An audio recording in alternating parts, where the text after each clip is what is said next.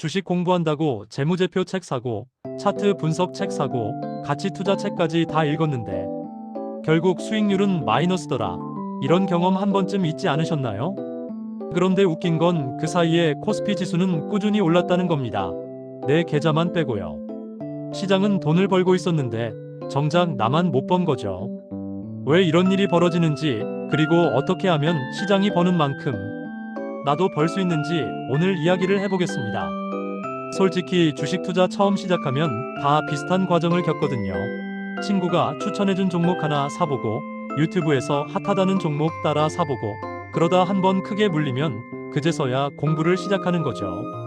서점에 가면 투자 관련 책이 수백 권인데 다 읽어도 결론이 제각각이라 머릿속은 더 복잡해지기만 합니다. 재무제표가 중요하다는 사람, 타이밍이 전부라는 사람, 차트를 봐야 한다는 사람, 결국 뭘 믿어야 할지 모르겠는 거죠. 이렇게 혼란스러운 상태에서 투자를 계속하면 어떻게 되겠습니까? 감에 의존하게 되고, 감이 틀리면 또 손실이 나고 악순환이 반복되는 겁니다. 그래서 많은 분들이 펀드를 찾게 되거든요. 전문가한테 맡기면 되지 않겠냐는 생각으로요. 실제로 2007년에는 펀드 열풍이 어마어마했습니다. 적금 깨서 펀드 넣고 집 담보로 대출받아서 펀드에 넣는 사람까지 있었을 정도니까요.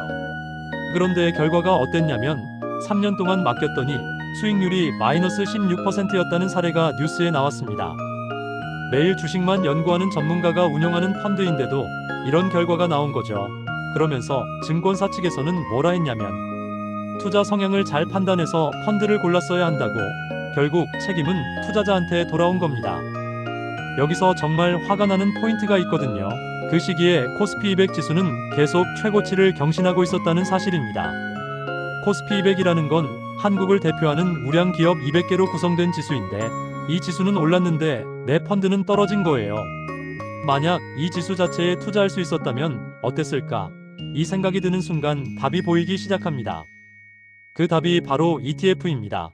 ETF는 상장 지수 펀드라고 하는데 쉽게 말하면 지수를 그대로 따라가는 펀드예요. 코스피 200 지수를 추종하는 ETF를 사면 코스피 200에 포함된 종목 전체를 한 번에 사는 것과 똑같은 효과가 나는 거죠.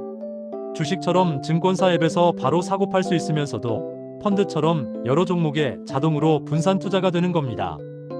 ETF가 왜 이렇게 매력적인지 구체적으로 들어가 보면 우선 분산 투자 효과가 확실하거든요. 예를 들어 헬스케어 시장이 유망하다고 판단했을 때 개별 종목 하나만 사면 그게 삼성바이오로직스면 대박이지만 코오롱생명과학이었으면 80% 손실이 날 수도 있었습니다. 그런데 헬스케어 ETF를 사면 셀트리온, 삼성바이오로직스, 시젠 같은 종목을 한 번에 담기 때문에 한 종목이 빠져도 다른 종목이 받쳐주는 구조가 되는 거죠. 그리고 ETF는 정기적으로 종목을 교체해주는데 이게 생각보다 엄청난 장점이거든요. 2000년에 한국 시가총액 상위 10개 종목을 직접 샀다면 2021년에 그 자리를 지키고 있는 건 삼성전자 하나뿐이었습니다. 나머지 9개는 순위에서 밀려난 거예요. 그런데 ETF를 갖고 있었다면 알아서 순위가 떨어진 종목은 빼고 새로 올라온 종목을 넣어주니까 항상 최신 우량주를 보유할 수 있는 겁니다. 비용 측면에서도 차이가 큰데 일반 펀드의 운용 보수가 1%에서 3% 수준인 반면에 ETF는 0.5%도 안 되는 경우가 많습니다. 게다가 펀드는 어떤 종목을 담고 있는지 한두 달 지난 정보만 공개하는데 ETF는 매일 실시간으로 구성 종목과 비중을 확인할 수 있어서 투명성이 비교도 안 되게 높죠. 소액으로도 투자할 수 있다는 점도 빼놓을 수 없거든요. 카카오 한 주에 수십만 원, NC소프트 한 주에 수십만 원 하는데 이런 우량주를 전부 사려면 수백만 원이 필요합니다. 그런데 이 종목들을 전부 담고 있는 ETF는 만 원 되면 살 수 있으니까 용돈 수준으로도 우량주 분산 투자가 가능한 거죠. 거래 편의성도 펀드와는 차원이 다른데 펀드는 매수 신청하면 실제로 체결되기까지 2일에서 3일이 걸립니다. 급하게 팔고 싶어도 바로 못 파는 거예요. 반면 ETF는 주식이랑 똑같이 증권사 앱에서 검색하고 바로 매수 매도가 되니까 시장 상황에 즉각 대응할 수 있는 겁니다. 종류도 상상 이상으로 다양합니다. 고배당주 ETF, 삼성그룹 ETF 같은 테마형도 있고 채권이나 금에 투자하는 ETF도 있고 미국 S&P 500을 추종하는 글로벌 ETF까지 있거든요. 2020년 기준으로 국내에만 460개가 넘는 ETF가 상장되어 있었고 순자산 총액은 52조 원을 넘겼습니다.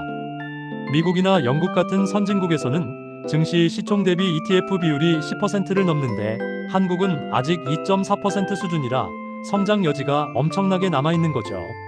세계에서 가장 큰 ETF인 SPY는 미국 S&P 500 지수를 추종하는데 자산 규모가 400조 원이 넘습니다.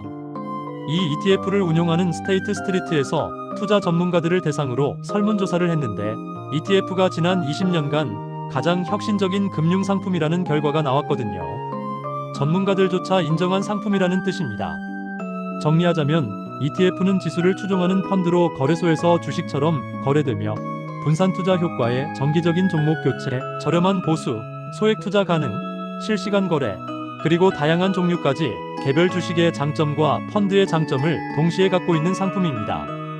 개인 투자자가 시장 수익률을 이기는 건 통계적으로도 정말 어려운 일이거든요.